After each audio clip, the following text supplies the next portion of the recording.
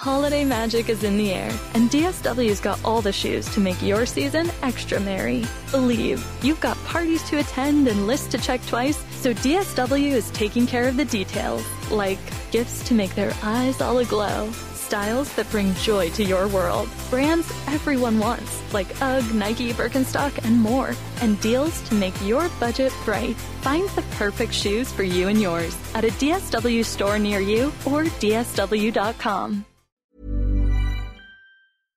Bonjour, ici Patrick Pierrat, éditeur d'InfoBref. Voici l'essentiel des nouvelles en ce lundi 18 novembre. Les États-Unis autoriseraient maintenant l'Ukraine à frapper la Russie avec des missiles américains à longue portée.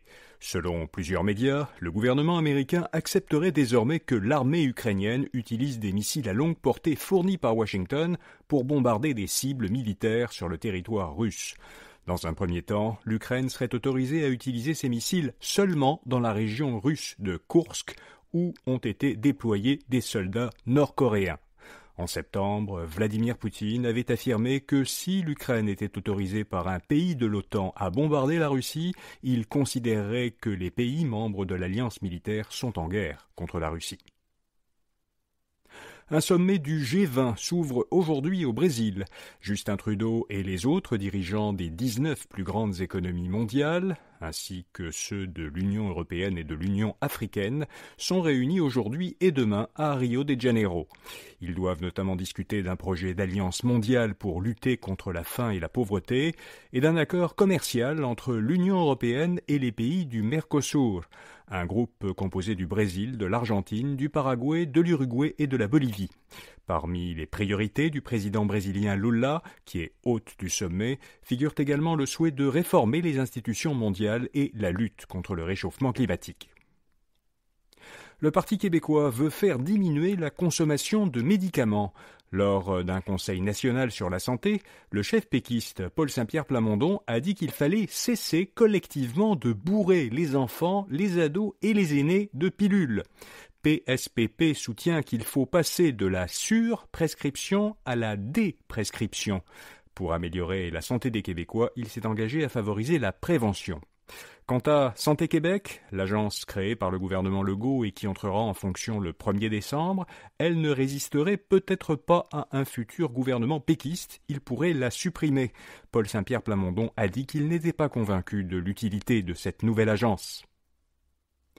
Québec solidaire soutient Haroun Bouazi, mais se distancie de ses propos. Le Journal de Montréal avait rapporté que le député solidaire de Maurice Richard à Montréal avait récemment soutenu, lors d'un événement, qu'il était tous les jours témoin de racisme à l'Assemblée nationale. Ces propos ont été dénoncés par les autres partis québécois. Lors du congrès de Québec solidaire, les délégués du parti ont adopté hier une motion qui, d'une part, condamne les menaces subies par Bouazi et le soutien face à ces circonstances, mais qui, en parallèle, affirme que le parti n'a jamais soutenu que l'Assemblée nationale et ses membres sont racistes. 55 000 employés de Poste Canada sont entrés en grève vendredi à la suite de l'échec de la négociation sur leur nouveau contrat de travail. Poste Canada a indiqué que cette grève nationale engendrera des retards. Jusqu'à nouvel ordre, le courrier et les colis ne seront ni traités ni livrés, certains bureaux de poste seront fermés et les bureaux ouverts n'accepteront aucun nouveau dépôt. La livraison des courriers et colis reprendra uniquement à la fin de la grève, dit la Société d'État. Ils seront alors livrés selon le principe du premier entrée, premier sorti. Le Conseil de la radiodiffusion et des télécommunications canadiennes a lancé une consultation publique en vue d'actualiser la définition du contenu audiovisuel canadien pour la télévision et les services de diffusion continue en ligne.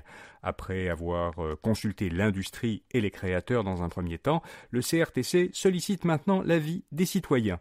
Le CRTC souhaite mettre à jour le système d'évaluation qu'il applique pour déterminer si une émission est suffisamment canadienne. Parmi les nouveaux éléments à prendre en compte, il y a le lieu de production des effets spéciaux, puisque les effets spéciaux n'étaient pas pris en compte dans la précédente définition, la définition actuelle de contenu canadien. Et il y a aussi les liens avec le Canada de la personne qui dirige la création et la production de la série ou de l'émission, celui qu'on appelle le showrunner. Atkins Realis va participer à la construction de réacteurs nucléaires en Roumanie. L'entreprise montréalaise, qui était connue auparavant sous le nom de SNC Lavalin, a obtenu un contrat de plusieurs milliards de dollars pour la construction de 2 réacteurs nucléaires en Roumanie. Le contrat est confié à une filiale ontarienne d'Atkins Realis, qui fournira des services de conception, d'ingénierie et d'approvisionnement. C'est une entreprise roumaine qui sera responsable de la construction, de la mise en service et de l'exploitation des réacteurs. Des créanciers vont réclamer la mise en vente des actifs de cinéma Guzzo. L'entreprise montréalaise doit plusieurs dizaines de millions de dollars à un regroupement de créanciers, selon des documents consultés par la presse. Le principal prêteur du regroupement, la banque CIBC, demandera mardi à la Cour supérieure la mise sous séquestre de Guzzo et la vente des actifs de la chaîne de cinéma. Vincent Guzzo, PDG de la chaîne, a dit à la presse qu'il avait l'intention de contester la demande et de rembourser ses créanciers d'ici quelques jours. L'Auto-Québec choisit Germain Hôtel pour son futur hôtel au Casino de Montréal.